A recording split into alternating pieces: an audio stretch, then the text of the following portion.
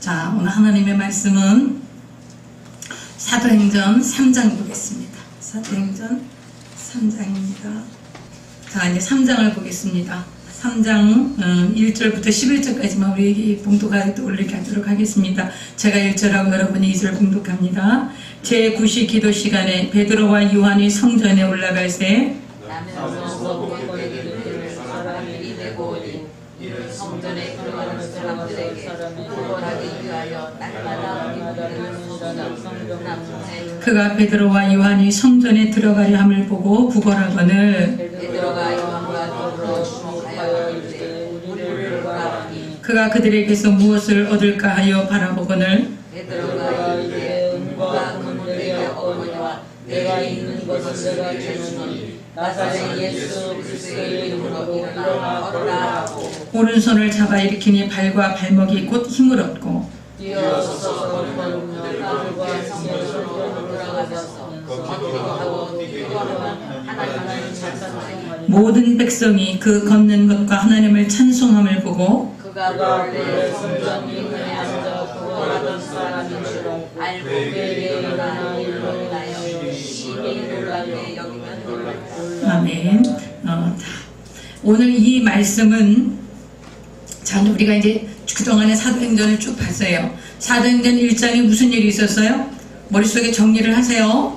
사도행전 1장에 예수님께서 너희가 약속한 것이 임할 거야. 그때까지 예루살렘 떠나지 마라. 그렇게 하고서는 말씀하셨지요. 그러고 나서 부활하셔서 승천하시는 장면이 있었어요. 그때 천사 두 사람이 갈릴리 사람들아 너희가 무엇을 보느냐? 너희가 본 그대로 예수님이 다시 오실 거다. 그리고 예수님 가셨지요. 예수님 가시고 그러고 나서 제자들이 모여서 가룟 유다가 빠졌으니까 가룟 유다 대신에 사도 한 명을 충당을 해야 되지요. 그래서 어떻게 했어요? 제비를 뽑아서 마띠아라고 하는 사도를 붙인 거예요. 그래서 다시 12사도가 된 거예요. 그러고 나서 사도행전 2장에 무슨 일이 있어요? 합심해서 기도하는데 무슨 날? 오순절날. 오순절날은 어떻게 해서 오순절이라 그래서 초실절부터 7 안식일을 지나는 거예요.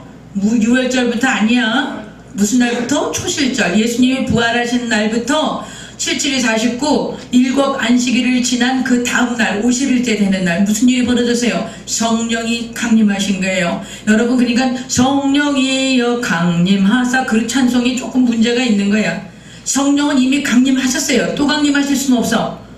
할렐루야. 예수님이 약속하신 성령님은 2000년 전 오순절날 강림하셨어요. 그럼 지금 우리가 성령 받아야 되는 건 강림이야 임재야? 임재하시는 거야. 또 강림하시진 않아요. 이미 강림하셔서 이 온 지구상에 충만하여 계신 거예요. 그 성령님이 내게 임하여 주시는 거야. 임재해 주시길 원하는 거예요. 성령 강림은 단일 사건으로 끝난 거야.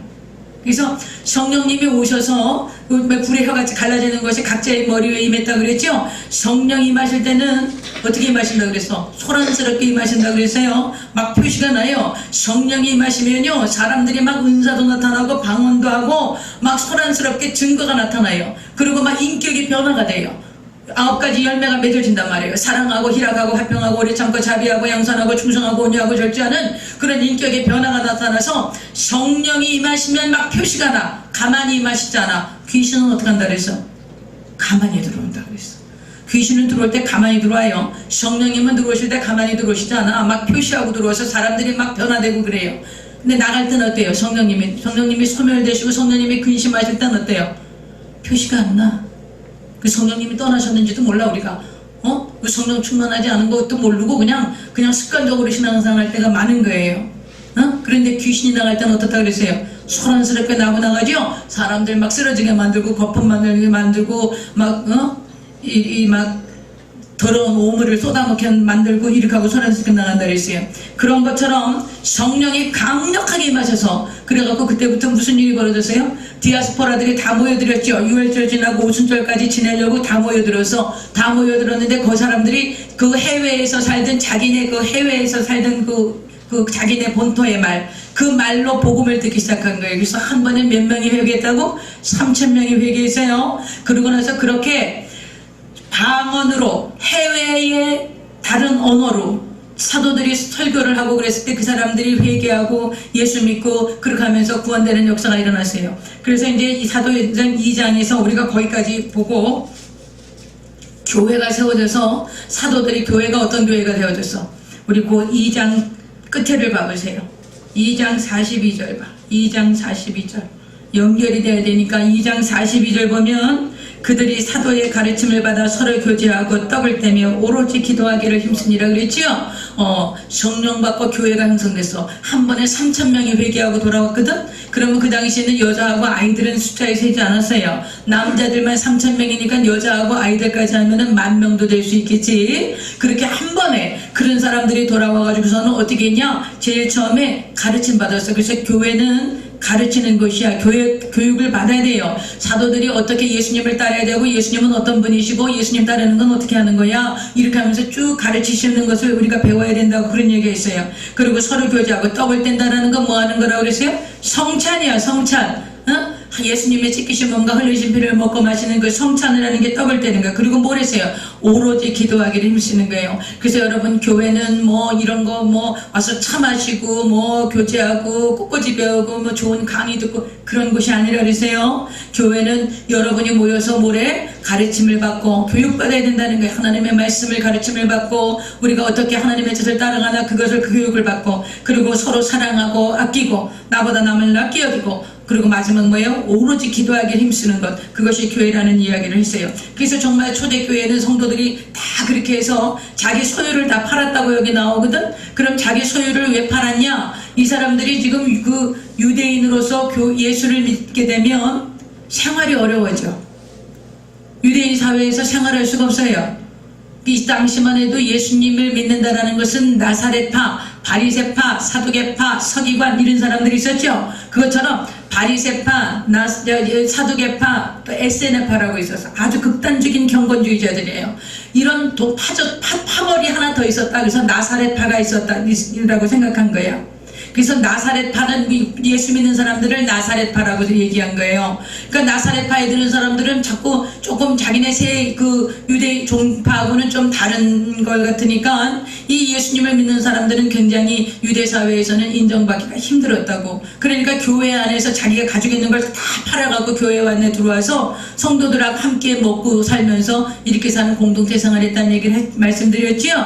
이런 중에서 이렇게 신학교회가 생겼는데 오늘 3장에 무슨 사건이 일어나냐? 구시 기도 시간이 나와요. 여러분 유대인들은 하루에 3번씩 기도를 했어요. 아침 9시 지금같이 이게 지금 구시라고 그러는데 성경에 나오는 시간에다가 뭐를 더하라고?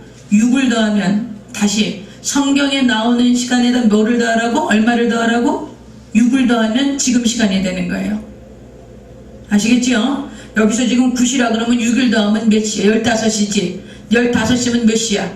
오후 3시죠. 오케이. 오후 3시에 기도하러 올라가는 거야. 그러니까 여러분 유대인들은 유대인 책에 보면은 이 책에 보면 유대인들이 하루에 3번 성전에 올라가서 기도했대요. 그러니까 또 아침에 9시에 하고 이렇게 오후 3시에 가고 해질녘에 6시쯤 그렇게 해서 기도하러 이 성전에 올라갔다라는 거예요. 그러니까 지금 이 당시 예수님 당시에 예수님을 믿고 구원을 받은 이 사도들은 전부 유대인이죠.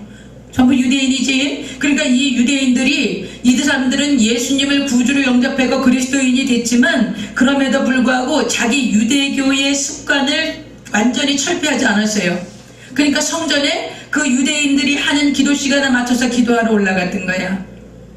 여러분 봐봐요. 그런데 이제 오후 3시에 올라가게 됐는데 여기 보니까 2절에 보니까 나면서부터 못 걷게 됐대. 무슨 일인지 무슨 사연인지 모르지만 나면서부터 못 걸었으니까 한 번도 걸어본 적이 없는 사람이에요. 근데 이 사람을 사람들이 업어다가 맨날 거기다 갖다 놓는 거야. 근데 여기 미문곁이다 그래. 미문이라는 것은 beautiful gate야. 아름다운 문이라는 뜻이에요. 아름다울 미자에서. 왜 그러냐? 아주 이 사람들이 성전에 대한 프라이드가 강했어요. 그랬는데 이 미문 아주 문을 굉장히 헤롯만이 아주 멋지게 만들어놨어. 그래서 그 문으로 들락거리는 것을 굉장히 자존심을 갖고 생각했었어요. 그런데 이 문으로 들어가는 경건한 예배드리러 기도하러 올라가는 사람들이 많으니까 거기 앉아있으면 구걸하기가 쉽겠지요. 이 사람은 나면서부터 안전뱅이 됐기 때문에 어떤 생존에 대한 해결 방법이 전혀 없는 사람이야. 누가 업어다 줘야 되고 누가 이동을 시켜줘야 되는 거예요. 여러분, 여기에 나오는 나면서부터 못 걷게 된 사람이라는 것은 자기 의지로는 아무것도 할 수 없는 사람이에요. 자기 의지로 일어나서 걸어갈 수도 없고 먹을 수도 없고 뭘 준비할 수도 없고 아무것도 생존에 필요한 걸 아무것도 할 수 없는 사람이에요. 반드시 누군가가 도움이 필요한 사람이에요. 그러니까 거기 앉아서 거기 앉는 것도 누가 업어다가 갖다 놔줘야지 앉는 거예요. 여러분, 그런데 이 9시에 기도 시간에 올라가는 것도 습관적으로 올라간 거예요. 시간 정해졌으니까 매일 올라간 거야. 이 안전뱅이도 매일 거기 와서 앉아있는 거야. 그러면 이 사도 요한과 베드로가 어저께 이 사람을 봤을까 못 봤을까? 한 달 전에 봤을까 못 봤을까? 1년 전에 봤을까 못 봤을까? 맨날 봤겠죠. 유대인들이 습관적으로 성전에 기도하러 가니까 이 사도 베드로와 요한도 습관적으로 기도하며 가면서 맨날 그 사람 봤을 거 아니에요. 여러분, 성령을 받던 후와 받기 전에 어떤 역사가 벌어졌는지 보라고요.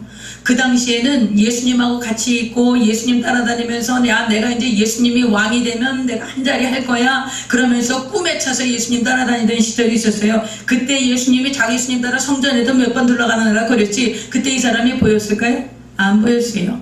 그리고 예수님이 부활하시고 성령 받기 이전에 두려워서 숨어있고 그리고 갈릴리에서 물고기 잡고 그러니까 몰랐어. 그러나 마가의 다락방에서 성령 받고 나서 이제 성전에 기도하러 올라가는데 그날따라 이 사람이 보인 거예요. 자, 어떻게 하나 봐요. 베드로와 요한이 이제 성전에 들어가려고 하니까 이 사람이 한 푼 줍시오 이랬겠지요. 한 푼 줍시오 그랬어요. 그랬더니 베드로가 요한과 더불어 주목하여 이르되 그날 이 나면서부터 걷지 못하는 이 안진뱅이가 보인 거야. 베드로의 눈에.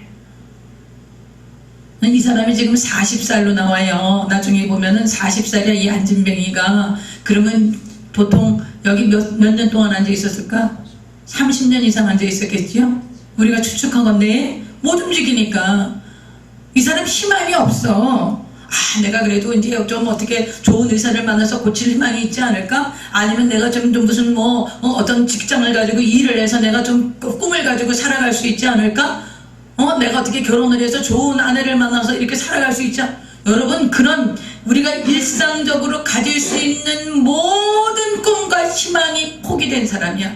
어떤 상황에서도 이 사람은 회복이 불가능하고 그저 목숨이 붙어 있으니까 죽지도 못해 마음대로. 그러니까 어쩔 수 없이 살아가는 절대 절망, 절대 사망의 존재에 있던 사람이에요. 이해가 가시죠? 얼마나 그 마음의 낙심과 좌절과 그 인생이 포기하고 싶은 순간이 많았겠어요. 아무 힘 없어요. 그냥 하루 벌어서 하루 먹는 거. 하루 누가 한 푼 주면 그거 갖고 멀고 죽지 못해서 살아가는 인생이 이 사람이었어요. 근데 이 사람 30년 동안 거기 앉아 있었는데도 유대인들이 이 사도 베드로 요한이 예수님 제자들이 들락날락하면서 이 사람 안 보였거든. 근데 그날따라 이 사람이 보인 거예요. 한 푼 줍시오 하는데 그 사람이 딱 주목해서 보게 되는 거예요. 이것이 하나님의 역사인 거예요. 그래서 이제 주목하여서 이른데 우리를 보라하니 그가 그들에게서 무엇을 얻을까 하여 바라보거늘 베드로가 이르되 은과 금은 내게 없거니와. 이 사람이 무엇을 얻을까 하여 바라본 거야. 오늘은 그래도 보통 사람들이 100원을 줬으면 오늘 이 사람은 1000원이라도 좀 주지 않을래나? 한 돈만원 주지 않을래나? 그런 눈으로 바라본 거예요. 그런데 베드로가 뭐라 그래요? 은과 금은 내게 없거니와 내게 있는 이것을 내게 주노니 나사렛 예수 그리스도의 이름으로 일어나 걸어라. 이렇게 말하는 거예요.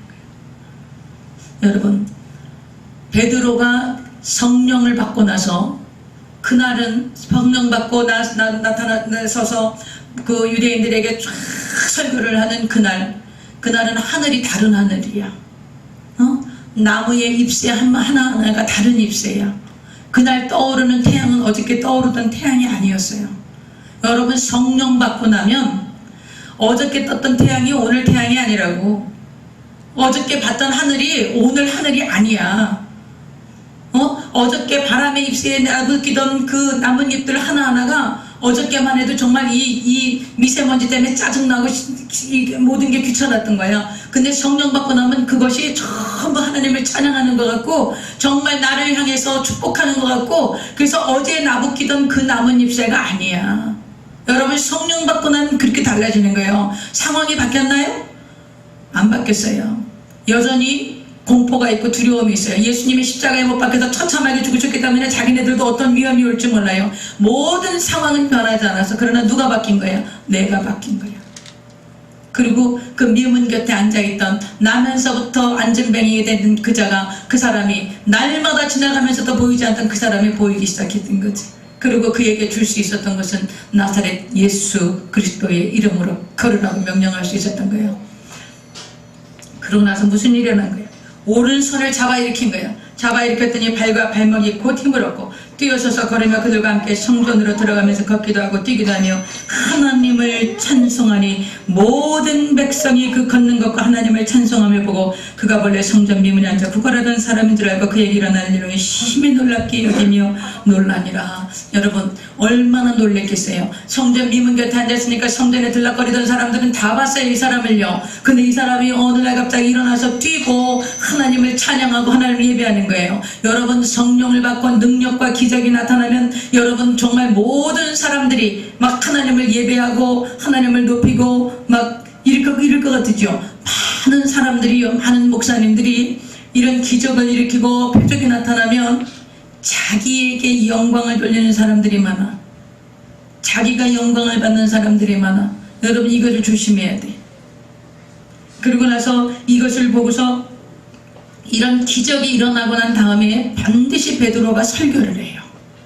왜 그럴까? 이 앞장이도 그랬어요. 이 성령이 임하셔갖고 외국어로 막 사람들에게 복음을 전한 다음에 사람들이 깜짝 놀라는 거예요. 아니, 저 사람들은 평범한 사람들인데 어떻게 이렇게 외국어를 유창하게 할 수 있는가? 그렇게 하고서는 깜짝 놀라니까 베드로가 쭉 설교를 해요. 오늘도 이 안진뱅이가 일어난 사건을 이 중심으로 해서 베드로가 다시 설교를 시작하는 거예요. 그래서 여러분이 오늘 이 베드로의 설교가 이 사건을 어떻게 풀어내고 있는지, 그리고 이 사건이 어떤 그 복음 증거의 역사가 되는지 오늘 우리가 한번 알아보려고 하는 것입니다. 여러분요, 기적과 표적으로 사람들이 변화될까요? 여러분 그런 생각하죠? 여기 우리 교회에서 만약에 안진뱅이가 일어났다 그래봐, 수많은 사람들이 모일 거예요. 그렇죠? 기적 막 소문이 나가지고 뭐 정말 수많은 사람들이 모이겠지. 그러나 거기 모인 사람들이 과연 얼마나 변화될 것인가? 여러분, 기적과 표적으로 사람들이 변화되지 않아요. 그래서 오늘 사도 베드로가 이 설교를 하시는 것입니다. 그래서 베드로가 이제 설교하는 것을 한번 우리가 보겠습니다. 11절에 보겠습니다. 나은 사람이, 그 안진뱅이가 나은 사람이 베드로와 요한을 붙잡으니 모든 백성이 크게 놀라며 달려나가 솔로몬의 행각이라 불리우는 행각에 모이거늘.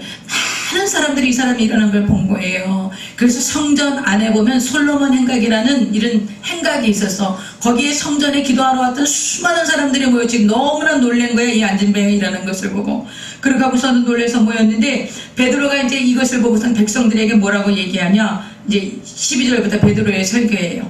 이스라엘 사람들아, 이 일을 왜 놀랍게 여기느냐? 우리 개인의 권능과 경건으로 이 사람을 걷게 한 것처럼 왜 우리를 주목하느냐? 아브라함과 이삭과 야곱의 하나님 곧 우리 조상의 하나님이 그의 종 예수를 영화롭게 하셨느니라.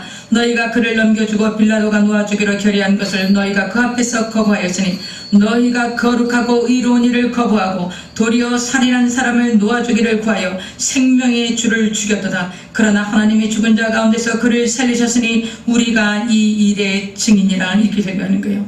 여기 지금 회중들이 많이 모였죠. 깜짝 놀란 거예요. 안진뱅이 일어난 것을 보고 깜짝 놀랐어. 베드로가 뭐라고 설교해요? 너희가, 여기에서 주어가 뭐라고 13절에 보면 계속 뭐라고 나오냐? 너희가 그를 넘겨주고 너희가 그 앞에서 거부하고 너희가 거룩하고 의로운 일을 거부하고 도리어 살인한 사람을 놔주다.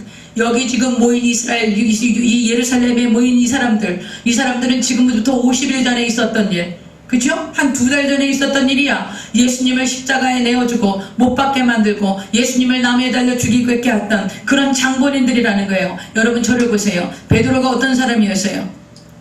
베드로가 예수님 부활하시기 전에 어떤 사람이었어요? 예수님이 십자가에 못 박히시려고 잡히시던 그날 밤에 예수님을 3번이나 거절하면서 부인하면서 저주하면서 부인했던 사람이에요. 그런데 그가 그리고 두려워서 떨면서 숨어있던 그가 이제 오순절날 성령 받고 나서 지금 이 앞에 있는 회중이 누구야? 예수님을 십자가에 못 박으셔서 그랬던 회중들이에요. 그 회중들 앞에서 너희가 예수님을 십자가에 내어준 거야. 너희가 십자가에 그 예수를 내어준 그 예수가 다시 사셨어.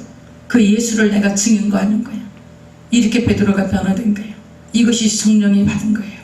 이것이 성령의 능력인 거예요. 성령의 능력이 임하시니까 사도 베드로가 완전히 딴 사람이 된 거야. 자기가 두려워서 도저히 그 사람들 앞에 설 수 없었는데 성령이 임하시니까 예수 그리스도를 십자가에 못 박았던 그들을 향해서 담대하게 너희가 십자가에 내어준 그분, 그 예수 그리스도가 부활하셨는데 그분을 내가 증거하는 증인이라고 이야기를 하는 거예요. 여러분 반드시 성령 받아야 돼. 성령 충만하고 성령 세례 받지 않으면 우리가 증인된 삶을 살지 못해요. 반드시 성령 받아야 돼. 그래서 우리가 이 일의 증인이라고 얘기하는 거예요. 여러분 여기 있는 회중들이 지금 예수님 십자가에 못 박아라 십자가에 막 이렇게 외쳤던 사람이 예수님 처참하게 십자가에 못 박았던 장관인들이요. 그들을 향해서 너희가 십자가에 못 박아 죽게 한 그 예수를 하나님의 다시 살렸는데 다시 부활하셨는데 그 일에 우리가 증인이라고 얘기하는 거예요. 여러분 베드로는 부활을 증거하고 있는 거예요. 할렐루야. 뭐를 증거해? 부활을 증거해. 16절 보세요. 그 이름을 믿음으로 그 이름이 너희가 보고 아는 이 사람을 성하게 하는 이 안전뱅이를 성하게 한 건 누구라는 거예요? 나사렛 예수 그리스도의 이름이라는 거예요. 성하게 하는 예수로 말미암아 난 믿음이 너희 모든 사람 앞에서 이같이 완전히 낫게 하였느니라. 이렇게 하시면서 17절 보세요. 형제들아 너희가 알지 못하여서 그리하였으면 너희 관리들도 그리하 너희가 몰랐기 때문에 그런 거 내가 알아. 그런 얘기를 하시는 거예요. 그러나 하나님이 모든 선지자의 입을 통하여 자기의 그리스도께서 고난받으실 일을 미리 알게 하신 것을 이와 같이 이루셨느니라. 예수님이 십자가에 고난받으신 것은 이미 선지자들을 통해서 얘기하신 거예요. 얘기하신 것을 이루신 것뿐이야. 그러나 그 이루시는 과정 중에 거기에 동참했던 사람들은 그 책임은 자기한테 있는 거예요. 하나님이 예정하신 일을 이루시니까 이건 어쩔 수 없다. 여러분 가룟 유다가 죽었을 때 그런 얘기죠. 가룟 유다가 예수님을 배신해야 하나님의 뜻이 이루어지는 거 아니에요? 그러니까 가룟 유다는 자기 역할을 감당한 거죠. 어떤 애들이 그런 얘기를 해요. 맞아 틀려? 틀려요. 가룟 유다가 아니라도 하나님은 예수 그리스도를 십자가에 못 박아 모든 인류의 죄를 대속하게 하셨을 거예요. 그러나 그 하나님의 구속사에게 가룟 유다 스스로 자기가 선택한 길을 간 것은 가룟 유다의 책임이지 하나님의 계획이 아니라는 거예요. 그 얘기를 하시는 거예요.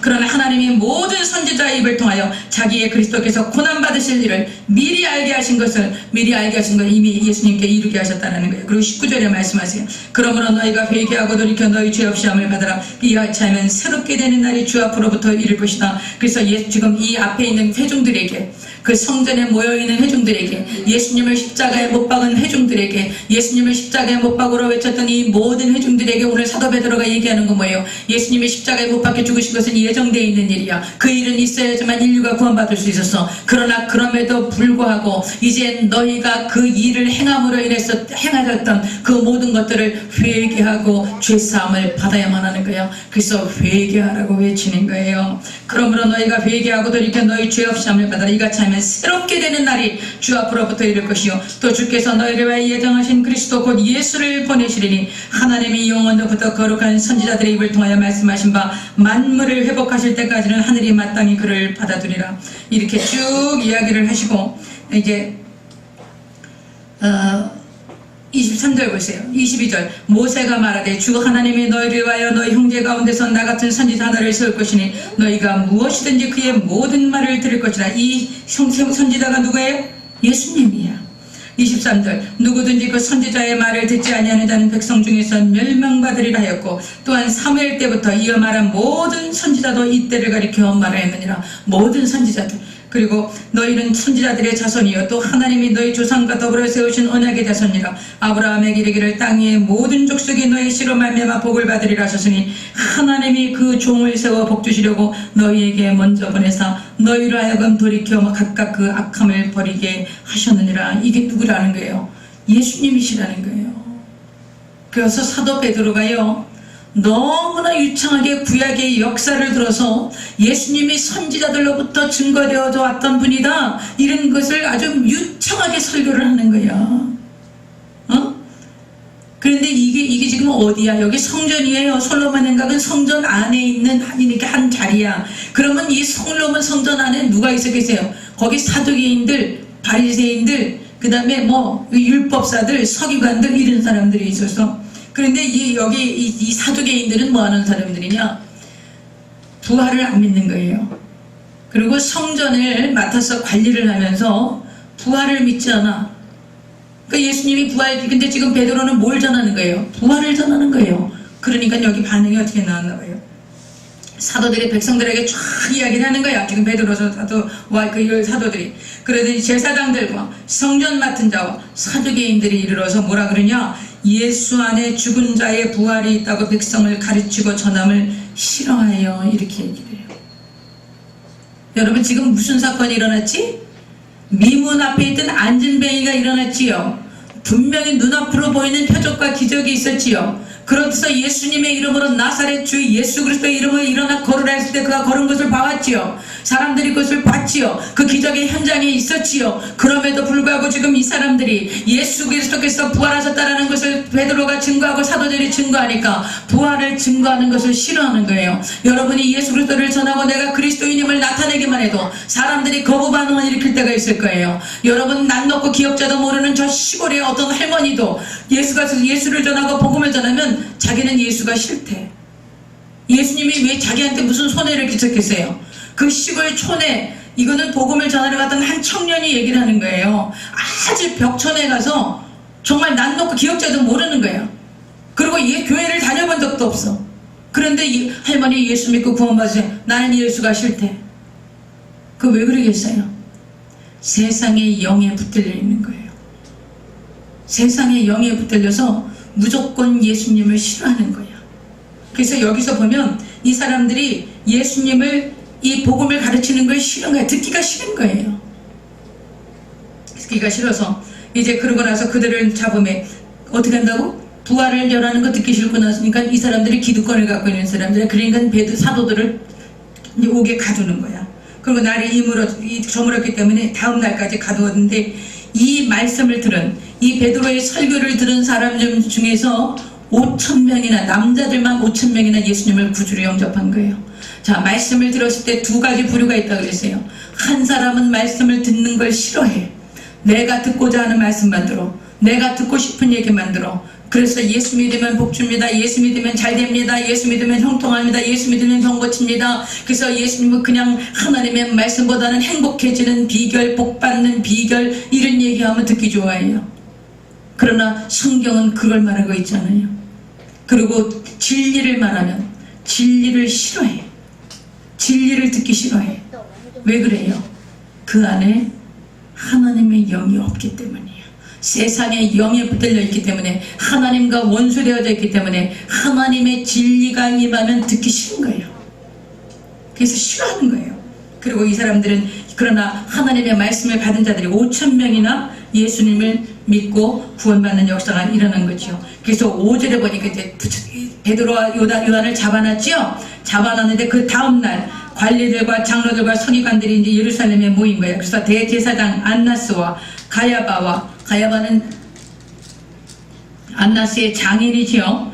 그 다음에 요한과 알렉산더와 대제사장의 문중이 다 참여해서 사도들을 딱 가운데 세운 거야. 세우고 뭐라고 묻냐? 너희가 무슨 권세와 누구의 이름으로 이 일을 행하였느냐? 이렇게 하고 물어보는 거예요. 여러분 저를 보세요.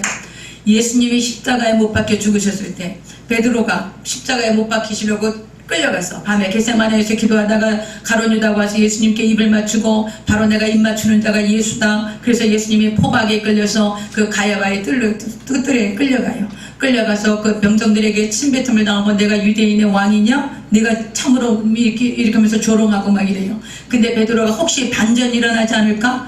예수님은 죽은 자도 살리시는 분이시니까 어쩌면 거기서 반전을 일으키실지도 몰라. 그런 생각으로 예수님 따라갔을 거야. 그래서 그 가야바의 뜰에 숯불을 피워놓는데 새벽이니까 굉장히 추웠을 거라고요. 그 숯불 피워놓고 사람들이 웅기종기 모여있는데 거기에서 정말 그 숯불 옆에서 정말 얼굴이 희미하게 보이는데 거기서 계집종이 알아보는 거야. 베드로를. 아, 이 사람 말이야 예수님하고 함께 있던 사람이야. 이렇게 하면서 예수님 알아보니까 베드로가 어떻게 했어요? 저주하면서 부인했어요. 나 그 사람 알지도 못해. 그 사람은 저주받을 사람이야. 막 이러면서 저주하면서 예수님 부인했는데 닭이 우니까 가서 예수님 말씀이 생각나서 울었다. 그런 얘기 있죠. 지금 그 현장이야 여기가. 그 자리야. 대제사장 안나스가 있어요. 그리고 그 가야바가 있어요. 그 자리에 모였던 예수님을 부인했던 그 자리. 사람들이 두려워서 예수님을 부인하고 그 계집종 앞에서 저주하면서 예수님을 부인했던 그 자리에 지금 사도 베드로가 서 있는 거예요. 근데 어떻게 바뀌었나 보세요. 사도 베드로를 막 가운데다 놓고 물어보는 거야. 당신 말이야 무슨 권세와 도대체 누구 이름으로 이런 일을 행하는 거야? 그러면서 어떻게 부활했다고 말이야. 그렇게 하면서 예적부터 자기네 조상 때부터 이 일은 하나님이 다 예정하시고 선지자로부터 정해진 일이라고 말이야. 이런 말을 어떻게 하는 거야? 누구 권세로 하는 거야? 누구 이름으로 하는 거야? 이렇게 얘기하는 거예요. 옛날 같았으면 어떻게 했을까?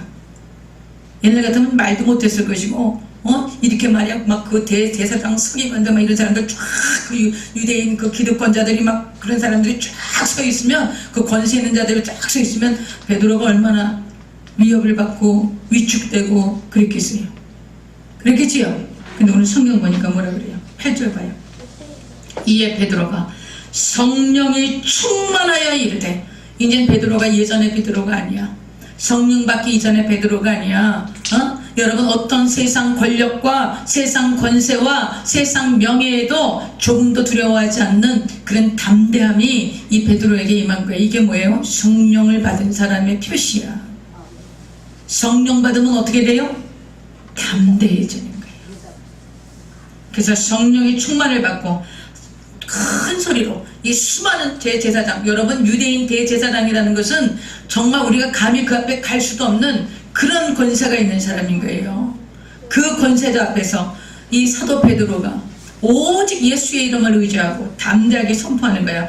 백성의 관리들과 장로들아, 만일 병자에게 행한 착한 일에 대하여 이 사람이 어떻게 구원을 받았느냐고 오늘 우리에게 질문한다면 너희와 모든 이스라엘 백성들은 알라. 너희가 십자가에 못 박고 하나님이 죽은 자 가운데서 살리신 나사렛 예수 그리스도의 이름으로 이 사람이 건강하게 되어 너희 앞에 섰느니라. 누가 십자가에 못 박아서? 너희가! 이 앞에 있는 이 관리들, 대제사장들, 그리고 서기관들, 바리새인들, 사두개인들, 지도자들, 너희가 십자가에 못 박은 예수 그리스도 그 이름이 이 나면서부터 안진병이 된 자를 고쳤다고 얘기하는 거예요.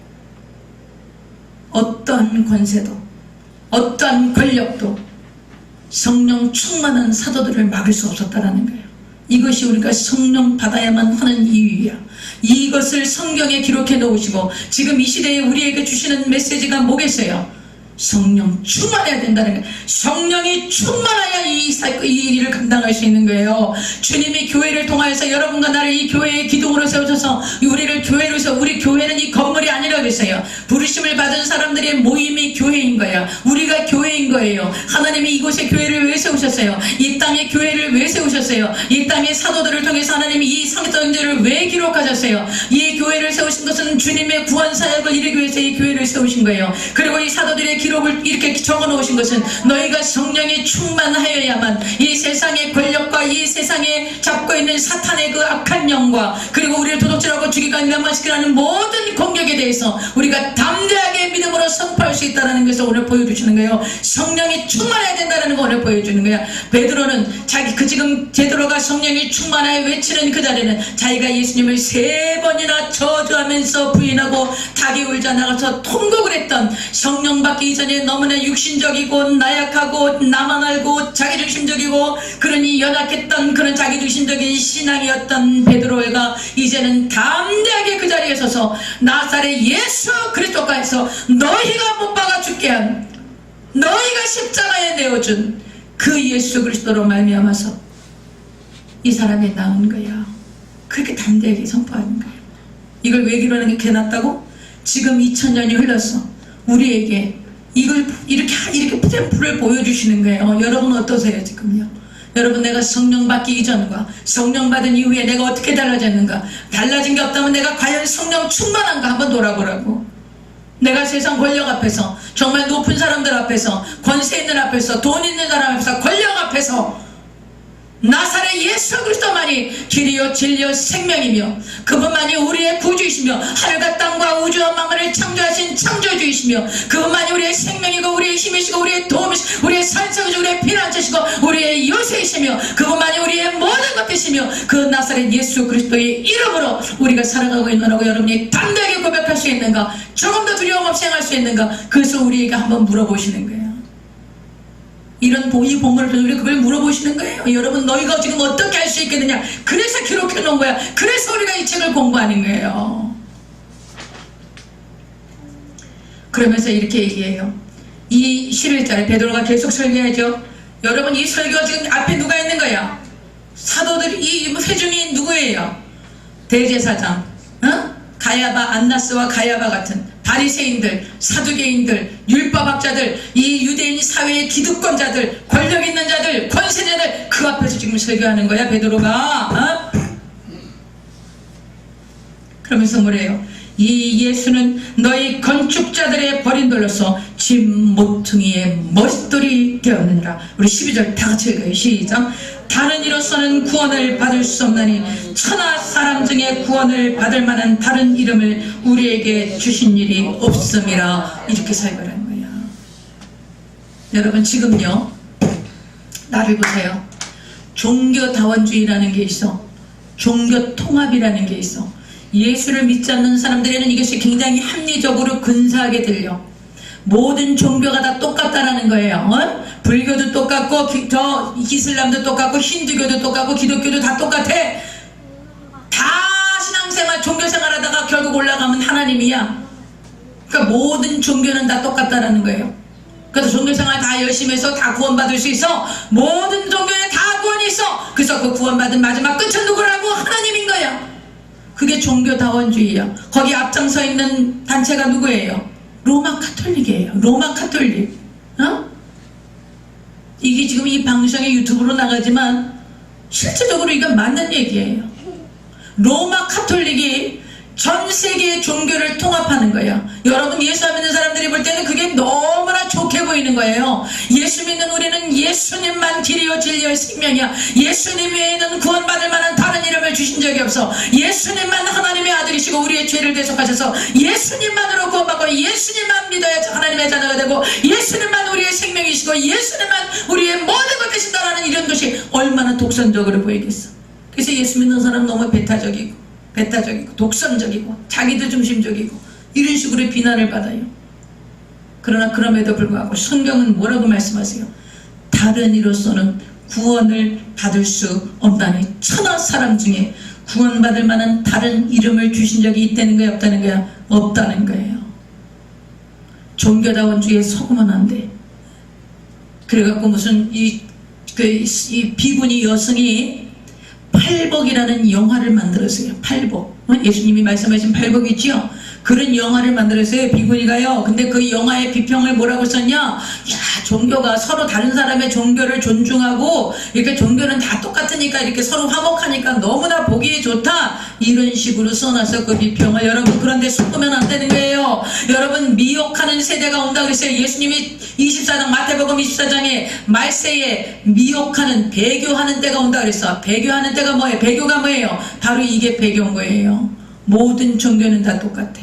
이것이 사탄이 우리를 속이는 방법이야. 여러분, 이 마지막 때에 깨어 있어야 할 이유, 성령으로 충만해야 할 이유는 뭐예요? 모든 종교가 다 똑같다 그러는 거예요. 그래서 합리적이고 논리적이고 이해할 만하고 타당성 있다고 생각하는 모든 사람들이 이것을 따라가고, 오히려 오직 예수 그리스도만이 구주이시다, 예수님만이 길이요 진리요 생명이시고 구원을 얻을 만한 다른 이름을 주신 적이 없으니 오직 예수님의 이름만 구원을 받고, 예수님의 이름만 하나님의 자녀가 되고, 예수님의 이름으로만 우리가 이 천국 백성이 될 수 있다는 이 진리를 무시하고, 그래서 이것을 근본주의자라고 이야기를 하고, 로마 가톨릭의 교황은 근본주의자들은 다 없애야 된다고 이야기하는 사람이야.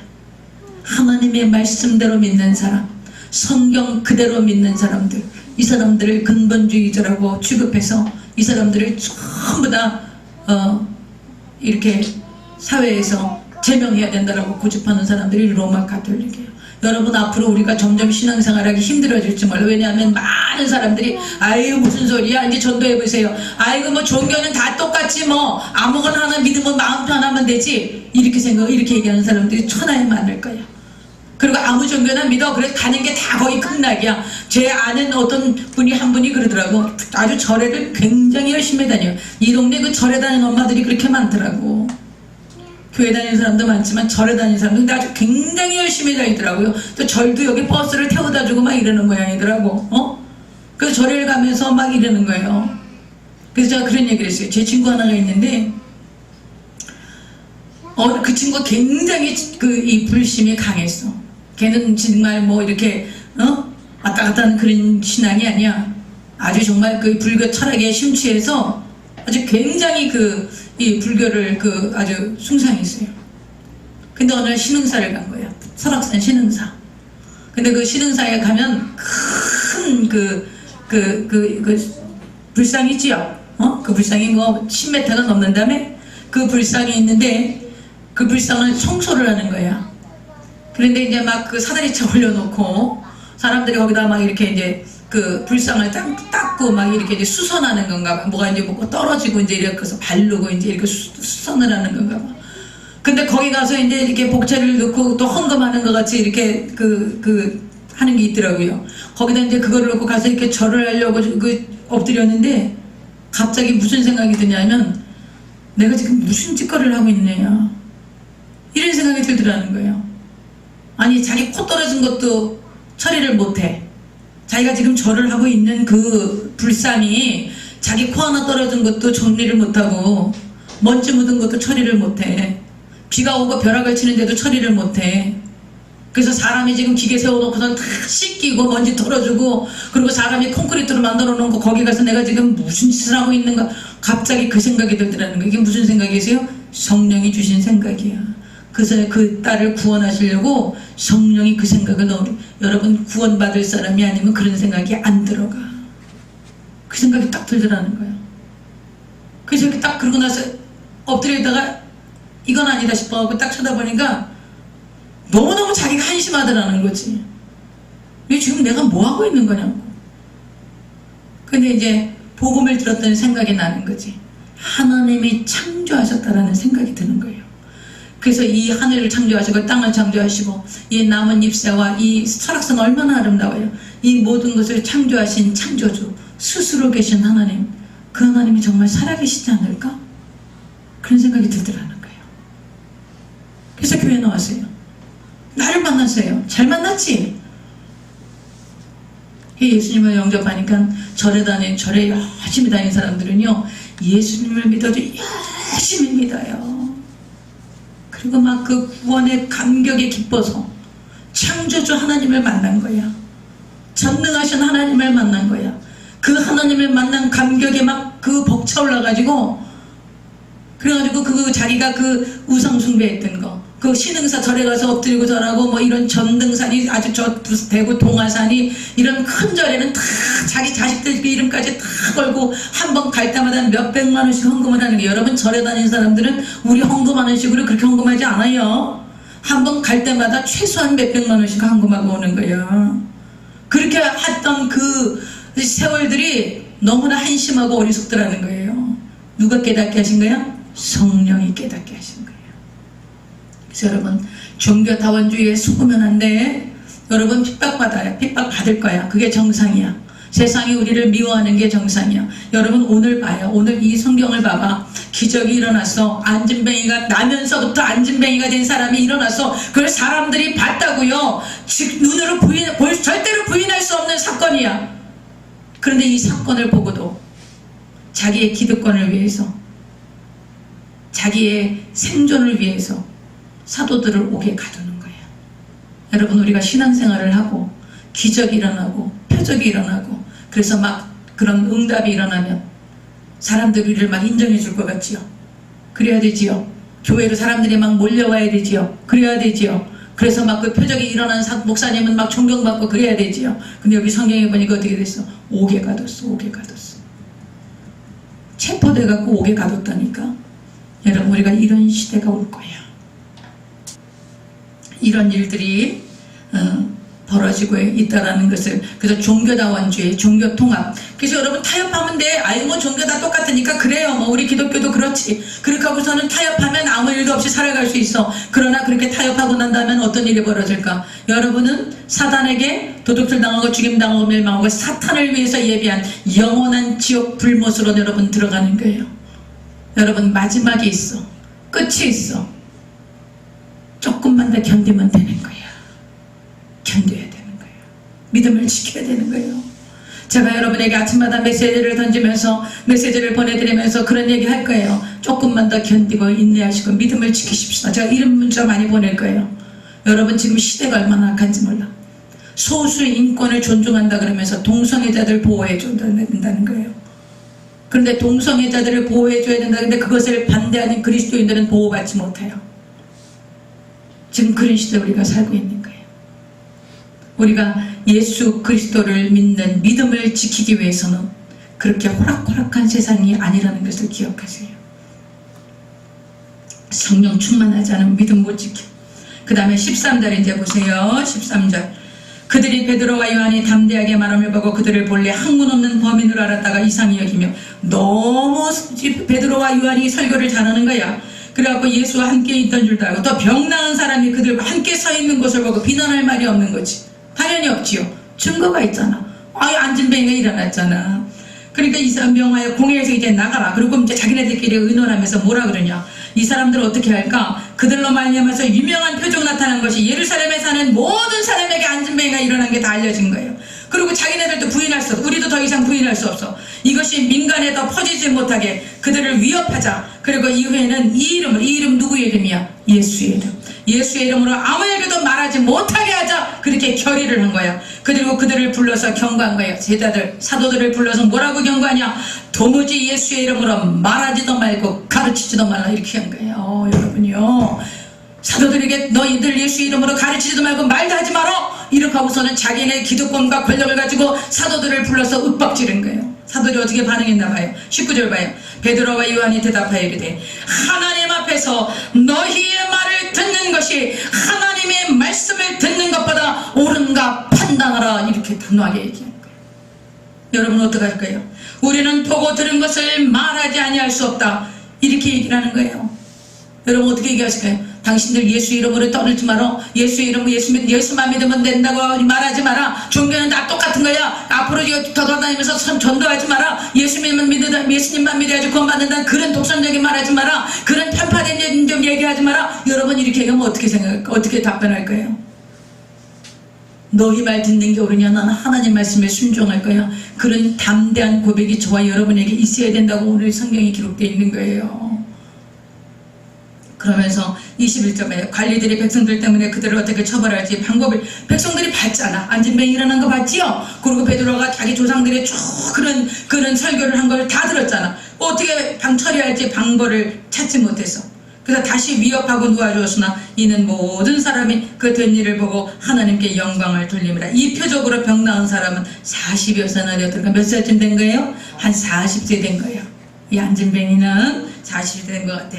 자 이제 사도들이 놓였죠. 국민들이 백성들이 다 보니까는 이 장로들이 어떻게 할 수가 없어서 사두개인 바리새인들도 어떻게 할 수가 없어서 그래서 풀어놔준 거예요. 풀어놔줬는데 이제 그 제자들이 모인 곳에 온 거야. 23절 봐요. 사도들이 있는 오임에 그 동료에게 가서 제사장들과 장로들의 말을 다 알리니 그들이 듣고 한 마음으로 하나님께 소리를 높여 이르되 기도하기 시작한 거예요. 여러분요, 이건 굉장한 사건이야. 한날 이런 사건이 일어난 거예요. 하루 만에 안진뱅이가 일어나고, 안진뱅이가 일어난 것을 기회로 해서 베드로가 설교를 하고, 그 설교를 듣고 있던 유대인 기득권자들이 야, 이거 안 되겠구나, 그럴까 하고서는 사도들을 잡아다가 옥에다 구금하고, 그 다음날 이 사람들을 처벌하려고 그러는데 국민 백성들이 다 봤으니까 처벌해갖고 자기네들이 원성을 살 것 같으니까 위협하는 거야. 다시는 예수 이름으로 말하지 마라, 이렇게 하고서는 했는데 어떻게 우리가 말하느냐, 우리가 너희 말 들을까봐 하나님 말 들을 거야, 이렇게 하고 담대하게 이렇게 얘기하니까 자기네들도 어쩔 수 없어. 그러다 다시 한번 위협하고서는 풀어준 거예요. 풀어주고서는 이제 제자들이 모인 곳에 온 거야. 사도들이 왔는데 이 모인 공동체가 어떻게 반응했어요? 아유, 큰일 났네. 어떻게 이제 우리가 예수님을 전할 때 어떻게 전할까, 조심해야 되겠네, 뭐 이렇게 하면서 의논했어요? 안 했어요. 어떻게 했어요? 기도하기 시작한 거예요. 기도하기 시작한 거예요. 근데 그 기도를 어떻게 했냐? 하나님, 우리가요 복음을 전하고 오직 예수님만 전하고 예수님의 부활만 전하고 안진뱅이 일어나고 표적 드러나고 그랬는데요, 하나님 우리가 이렇게 했는데 이 사람들이 이렇게 하니까 이 베리새인들 이 사람들 좀 혼 좀 내시고요, 하나님이요 불을 내려갖고 저 사람들 요절을 좀 내주세요. 그렇게 기도했을까요? 여러분 같으면 어떻게 기도하겠어요? 하나님, 내가 너무 억울해요. 내가 복음 전하려고 그러는데 어떻게 하나님 나한테 이렇게 어려움을 겪게 하세요? 하나님 저들을 좀 혼내주시고, 아니면 하나님 아버지 상황을 좀 바꿔주세요. 우리가 복음 전하는데 방해하는 사람 없게 해주세요. 막 이러면서 기도할 수도 있지요. 근데 여기 지금 제자들은 어떻게 기도했나 한번 보자고. 어떻게 기도했나 보십시다. 그들이 듣고 사도들이 놓여서 동료에게 가고 제사장들과 장로들의 말을 다 우리를 그렇게 위협합니다. 그리고 예수 이름으로 말하지 말라고 합니다. 막 이렇게 얘기를 한 거야. 얘기를 하니까 그들이 듣고 한 마음으로 하나님께 소리를 높여 이르되 대주제요. 이건 누구를 얘기하는 거예요? 하나님 앞에 대주제. 하나님이 절대 주권자라는 거예요. 절대 주권자이신 하나님 대주제요. 천지와 바다와 그 가운데 만물을 지으니시오. 여러분 기도하실 때 하나님을 먼저 찬양하세요. 하나님의 창조주이심을 찬양하세요. 전능하심을 찬양하세요. 그 인자하심과 긍휼을 찬양하세요. 하나님을 높이세요. 그렇게 기도하는 거예요. 그리고 주의 종 우리 조상 다윗의 입을 통하여 성령으로 말씀하시기를 어찌하여 열방이 분노하며 족속들이 허사를 경영하는 거예요. 시편에 나오는 말씀이요. 세상의 군왕들이 나서며 관리들이 함께 모여 주와 그의 그리스도를 대적하도다 하시니로소이다. 여러분, 세상 사람들이 막 예수님 대적하고 하나님이 없다 그러고 자기네들이 패권국가니까 자기네들 마음대로 할 수 있다. 여러분, 그거 다 무너질 거야. 고대의 모든 제국들이 다 무너졌어. 그러면서 하나님을 찬양해요. 그리고 27절에 과연 헤롯과 본디오 빌라도는 이방인과 이스라엘 백성과 합세해서 하나님께서 기름 부으신 거룩한 종 예수를 거슬러서, 누가? 헤롯과 빌라도가 예수님을 십자가에 못 박게 내어줬지요? 그 얘기를 하는 거예요. 그러면서 하나님의 권능과 뜻대로 이루려고 예정하신 것을 행하려고 이 성에 모였나이다. 주여, 이제도 그들의 위협했다 그랬죠? 예수 이름으로 말하지 마라! 이렇게 하고서는 위협했어. 그들의 위협함을 옛날 성경에는 하감하옵시고 이렇게 나와. 하감한다는 것은 위에서 이렇게 내려다본다라는 뜻이에요. 여기서는 굽어보시옵시고 이렇게 말씀하셨죠? 위에서 내려다보신다라는 거예요. 여러분, 우리가 살아가는 거, 우리가 고난받는 거, 복음을 위해서 핍박받는 거, 우리가 예수 믿는다고 독선적이라고 비난하고, 아이고 저렇게 예수 믿어도 조용히 안 믿고 저렇게 자기네들 예수만 구원받는다 그러고 예수님만 믿어야 된다 그러는 저 광신자들 봐, 이러면서 비난하는 그런 사람들, 그거 하나님이 다 지금 보시고 계신다라는 거예요. 할렐루야. 타협하면 안 돼. 여러분, 우리가 가는 길은 생명의 길이고 이 길은 영광의 길이야. 그러나 좁은 길이라는 것을 잊으시면 안 돼요. 모든 사람이 가는 길이 아니에요. 그러시면서 말씀하세요. 뭐라고 말씀하시냐? 그들의 위협함을 위에서부터 굽어보시었고 또 종들로 하여금, 여러분 상황을 바꿔달라고 안 하셨어요? 뭐라고 기도해요? 종들로 하여금 담대히 하나님의 말씀을 전하게 하여 주시옵소서. 위협하고 감옥에 가두고 구금하고 투옥하고 채찍에 맞고 죽음을 앞둔데 죽을 수도 있는데, 그런데 뭐라는 거야? 담대히 주의 말씀만 전하게 하여 주시옵소서. 이렇게 기도하시는 거예요. 그리고 30절에 손을 내밀어 병을 낫게 하시옵고 표적과 기사가 거룩한 종 예수의 이름으로 이루어지게 하옵소서. 이런 기도를 하는 거예요. 이런 기도가 끝나고 나니까 어떻게 됐어요? 빌개를 당하며 모인 것이 진동하더니 무리가 다 성령이 충만하여 어떤 결과가 나냐? 담대히 하나님의 말씀을 증거한 거예요. 이것이 사도행전 3장 3장에 일어난 사건, 안전뱅이를 일으킨 그 사건을 통해서 오늘 4장 베드로의 설교를 통해서 그 설교를 듣고 유대인 기득권들이 분노하고 그리고 그들을 억압하고 위협했지만 사도들은 계속해서 하나님의 나라를 선포해 나가는 그런 역사가 일어난 것을 오늘 성경이 말씀하고 있는 것입니다. 할렐루야. 그래서 여러분 오늘 우리가 말씀을 좀 요약해서 보겠습니다. 제가 여러분의 그 주보에 보시면 5가지 질문을 맡겨놨어요. 5가지 질문 맡겨놨지요? 뭐라 그랬어요? 오늘 본문에 나면서부터 걷지 못한 사람이 일어서서 걷는 기적을 경험한 후에 그 사람이 어떤 반응을 보였어요? 어떤 반응을 보였어요? 그 사람이 나고 나서 어떤 반응? 걷기도 하고 뛰기도 하며 하나님을 찬송했어요. 여러분 기적이 일어났을 때 여러분 어떤 반응을 하시겠어요? 여러분 이 사람이 나면서부터 안진뱅이가 됐기 때문에 이 사람은 걸어본 기억이 없어. 인생이 절대 절망이야. 절대 사망 속에 있는 사람이야. 이 사람이 걸음을 걷게 된 거예요. 그때 이 사람이 제일 먼저 보였던 건 뭐예요? 하나님 감사합니다. 하나님 감사합니다. 주님께서 이 누가가 이 사도행전을 기록하면서 이것을 쓴 의도는 이 하나님을 찬미했다고 하는 이 의도는 기적으로 말미암아서 생명을 얻은 자의 반응은 하나님을 예배하는 거예요. 예배자로 세워지는 거예요. 여러분요, 하나님께서 여러분 기도에 응답하셨어요. 제가 그런 거 많이 봐요. 여러분이 기도에 응답하거나 여러분이 기적을 경험하잖아요. 그럼 어떤 성도들이 있는 줄 아세요? 아유 내가 40일 금식하고 기도했거든. 아유 내가 맨날 철야했거든. 그렇게 반응해. 그 공로가 다 누구한테 온 거야? 나한테 돌아오는 거야. 내가 이렇게 했더니 하나님 응답하셨네? 그래서 지금 이 절대 절망, 절대 사망의 존재를 보여주는 거예요. 누가가. 어떤 희망도 없어. 우리는 다 사망을 향해 가고 있는 거야.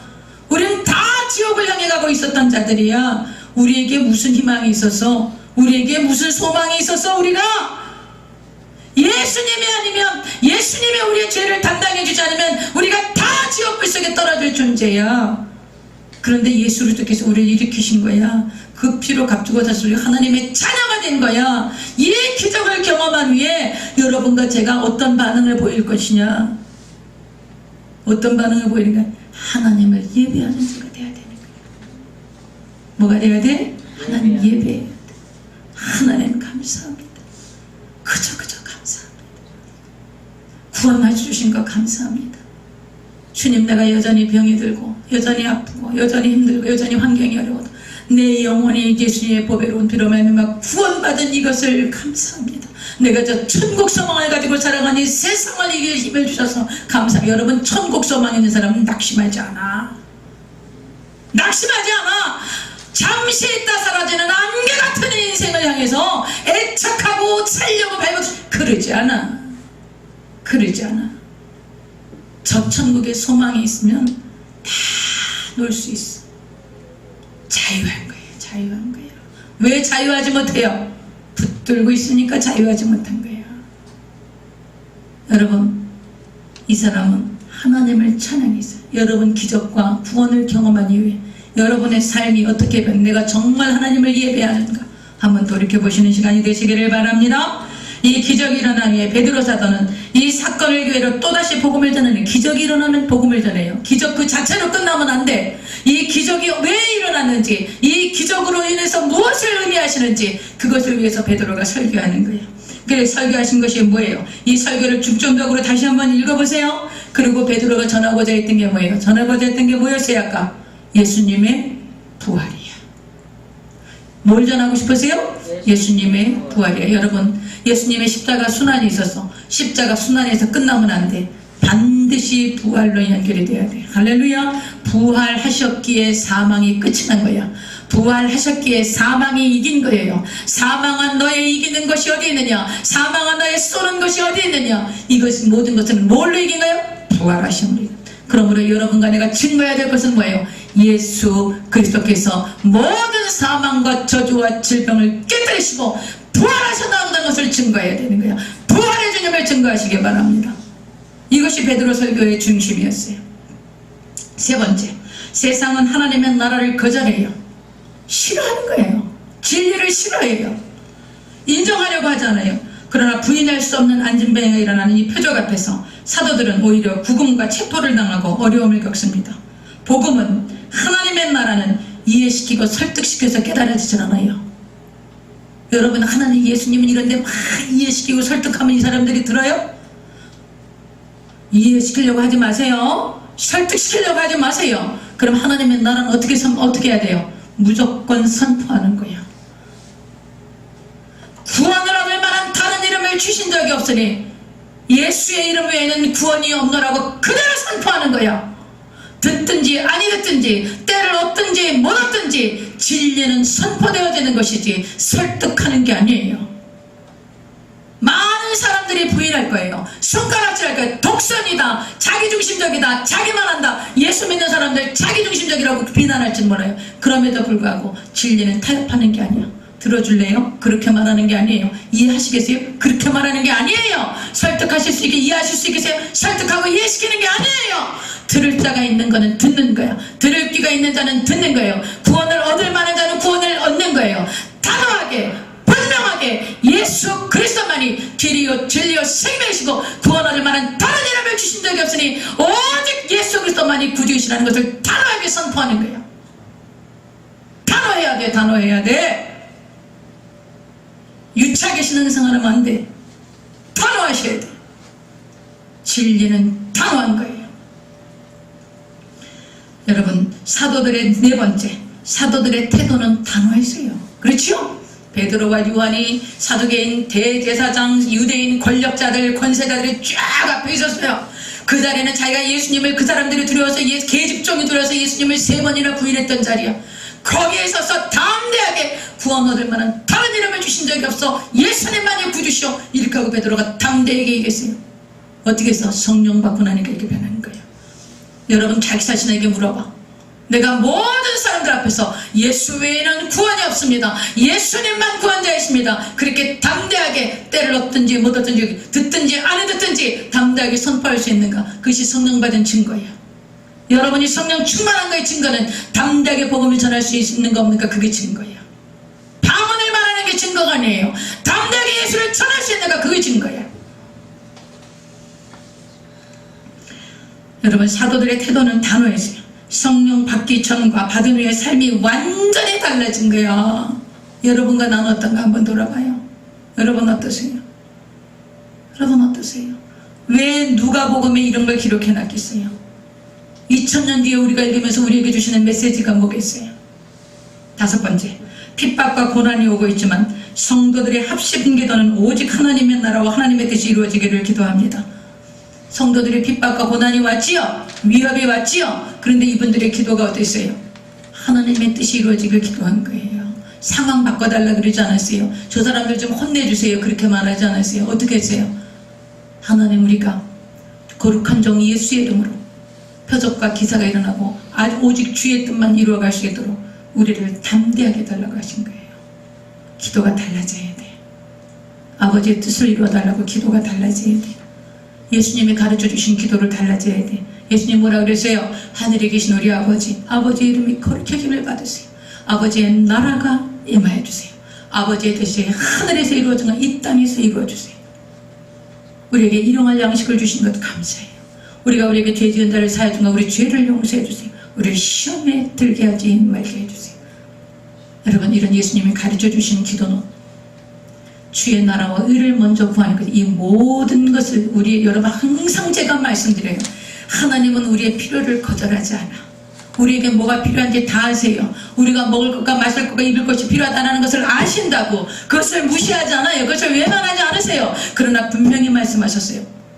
들에 핀 백합화를 보거라. 공중 나는 새를 보거라. 뭐겠지? 내가 입히지 하물며 너희일까 보냐.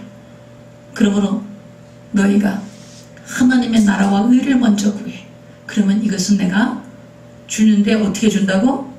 더 주신다는 거예요. 더하여 주신다는 거예요. 여러분 이 믿음을 가지시기 바랍니다. 여러분 사도행전을 통해서 2000년 전 초대교회가 생겨나고 굉장히 그 악한 영이 사탄이 자기의 왕국을 지키려고 사탄도 어마어마하게 노력을 하고 있는 거야. 여러분 그러나 기억하세요. 저를 보세요. 여러분 사탄은 우리를 더 두려워해. 믿으십니까? 누구를 더 두려워해? 우리를 더 두려워해요. 아이고 악한 영이 공격하나 보다. 악한 영이 나를 공격하나 보다. 악한 영을 우리가 축사하고 그럴 때 악한 영이 막 두렵고 마음이 머리가 쭈삣쭈삣하고 막 그럴 때 있어요. 제가 그런 데 있다고 그랬죠. 악한 영이 공격하는데 기도하고 여기서 막 축사하고 예수 이름으로 대적하고 그러면요 여기 막 머리 쭈삣쭈삣하고 삐쩍삐쩍 쓴다고 여기서. 그리고 막 시커먼 보재기로 날 갖다 확 뒤집어 씌워가지고요 여기 뭐 이런 얘기하면 또 여러분 뭐 이상한 기상한가 봐 나 얘기 나는데 이 영적인 공격이 실제적으로 그렇게 있는 거예요. 여기 목을 이렇게 막 조이는 거예요. 내가 순복음교회를 안 다녔으면 아이고 무서워라 이랬을 거야. 근데 우리 순복음이잖아. 어? 이런 거 알잖아. 이 영적 전쟁이 얼마나 치열한지 우리가 아주 영적 전투 맨 앞에 있잖아. 어떻게 하겠어요? 나사렛 예수 이름으로 떠나가라. 나는 절대 두려워하지 않아. 이 저주받은 귀신아 예수의 이름으로 떠나가라. 속지 않아. 아무리 겁주고 위협해도 소용없어. 내 안에는 예수님이 있어. 내 안에 계신 예수님이 천지를 지으셨다. 예수님이 너보다 훨씬 크시고 예수님이 사탄의 머리를 깨뜨리셨으니까 나는 절대로 두려워하지 않는다. 그럼 어떻게 하겠어? 안개처럼 사라져. 안개처럼 사라지고요 마음에 평안이 확 들어오는 거예요. 사탄이 그렇게 공격해요. 그때 제가 뭘 깨달았는 줄 알아요? 귀신이 나를 갖다가 공격하고 무섭게 하려고 그러지만 사실은 귀신이 나를 더 무서워하는 거야. 믿으십니까 여러분? 누구를 더 무서워해? 귀신이 나를 더 무서워하는 거예요. 내가 예수 이름만 돼도 무서워서 7길로 도망가는 거예요. 속으면 안 돼. 이런 영적 전쟁이 치열한 곳에서 속으면 안 되는 거예요. 이것을 이 초대교회 성도들과 제자들은 알고 있었어. 왜? 성령 받았으니까. 성령 충만했으니까. 할렐루야. 성령 충만하지 않으면 믿음 못 지켜. 이 험악한 세상 사탄이 자기 때가 얼마 남지 않았기 때문에 모든 성도들을 휘어잡고 억압하고 거짓말시키고 도둑질하고 죽이고 멸망시키려고 아주 이제 마지막 자기도 전력을 다하고 있는 거예요. 그런데 여러분 성도들이 잠자고 있고 교양적으로 뭐 인격적으로 도덕적으로 우아하게 예수 믿고 신앙생활 한다고 종교생활 한다고 그런 신앙 아무 의미 없어. 믿음 못 지켜 그런 신앙. 할렐루야. 그러므로 여러분 깨어있어야 돼. 성령 충만해야 돼. 오로지 기도에 힘쓰셔서 성령이 충만하셔서 하나님의 나라가 여러분을 통해서 확장되어지기를 우리 주 예수님의 이름으로 축원드립니다.